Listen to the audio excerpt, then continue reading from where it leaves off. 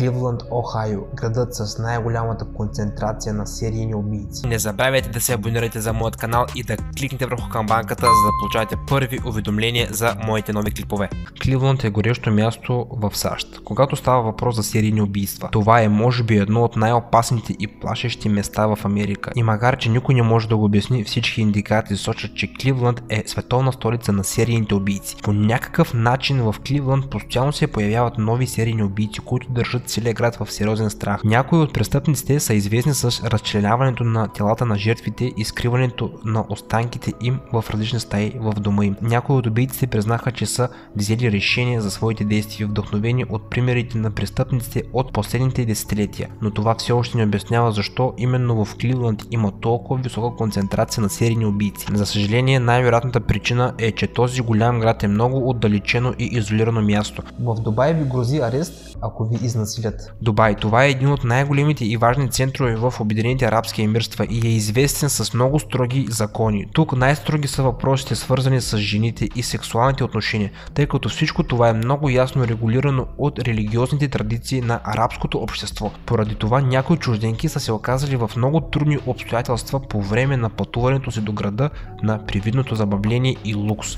Туристите на практика са били беззащитни пред местните заповеди, въпреки че първоначално са разчитали на защитата на полицаите в Дубай. Вече има случаи, в които европейски туристи са били изнасилвани, подали жалба в полицията и самите те са били арестувани за уж неподходящо поведение. Факт е, че независимо дали сексуалният акт е станал по ваша воля или не, извънбрачният секс в Дубай е престъпление. Всички жени, които са били изнасилвани, са попадали в затвора, а полицията е обявила, че туристите трябва да се запознаят с законите на страната, в която са дошли да почиват. За да получите новата ми електронна книга "Как да станете популярни във Facebook", харесайте този видеоклип, коментирайте го с "Аз искам тази книга" и вашият имейл. Абонирайте се за моя канал и натиснете върху камбанката. Най-големият град в Южна Африка, Йоханесбург. Тук е истинско огнище за спин. Най-големият град в Южна Африка, Йоханесбург, е истинско огнище на спин и място, където децата редовно се изнасилват. Проблемът е най-остър в Йоханесбург. Когато страната домакин на световното първенство по футбол, медиите сериозно повдигнаха въпроса, че гостуващите спортисти и фенове са изложени на голям риск да станат жертви на изнасилване и да получат ужасна болест по време на това пътуване. Медиите обаче мълчаха за ужасният факт, че най-често именно децата, а понякога дори и самите бебета стават жертви на насилие тук. Проблемът с спин се задълбочава от факта, че много местни жители все още предпочитат да се обръщат към традиционните лечения, избягвайки истински квалифицирани лекари. Например, те вярват, че спин може да бъде излекуван чрез секс с девствена. Отчаяните пациенти се надяват, че по този начин ще бъдат излекувани и спасени от смъртта и страданието. Да се разхождате свободно в Рио де Жанейро може и да бъде опасно за вашия живот. Когато в Рио де Жанейро бяха проведени Олимпийските игри и местните власти направиха всичко възможно,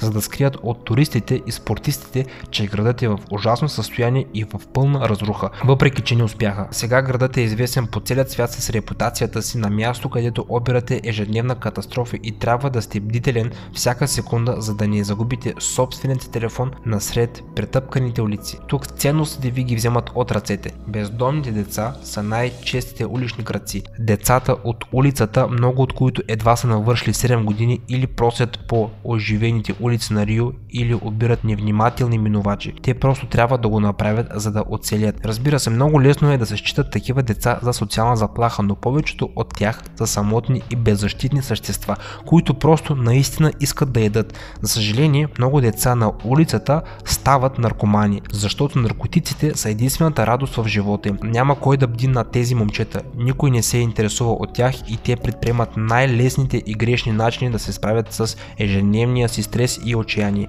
Облъчени с радиация, диви прасета държат под страх известният японски град Фукушима. Всички помним трагедията, случила се в Фукушима, но много хора дори не подозират, че този кошмар далеч не е свършил за местните жители, избягали от домовете си поради ужасната катастрофа. Поредният реактор все още е проблем, той все още не е неутрализиран и ще продължи да замърсява околната среда в продължение на много години. Жителите на Фукушима никога повече няма да могат да се възвърнат в предишния си начин на живот. В момента японските власти са убедени, че нивото на радиацията в града започва да пада. Те дори вярват, че е възможно да обявят отмяна на статута на евакуация и да върнат хората в изоставените си домове. Може би жителите на града вече не са толкова загрижени за нивото на радиацията, но сега Фукушима страда от друг проблем. Горските обитатели започнаха да се връщат в изоставения град. Гората на практика стъпва върху руините на срутените сгради, а диви животни са се настанили в празните сгради.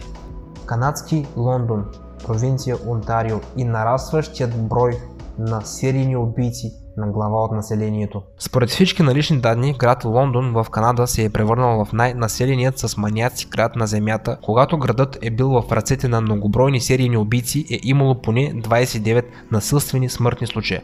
Разкрити са само 13 от тези престъпления и се оказва, че са извършени от 3 различни злодеи. Детектив на име Денис Алсоп, който е работил по тези дела, е водил личен дневник и е споменавал в него работата си по тези ужасни престъпления. Той твърди, че дори ако останалите 16 души са били убити само от един сериен убиец, Лондон все още запазва тъжното си заглавие на рекорден град. Никъде другаде по света не са вилнеели толкова много серийни убийци едновременно, както тук.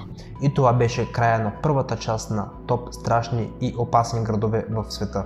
Другата седмица очаквайте втората част на този видеоклип. Ако видеоклипът ви е харесал, то тогава не забравяйте един лайк, един коментар и едно споделяне. Ще съм ви много благодарен. Чао, приятели, и до скоро!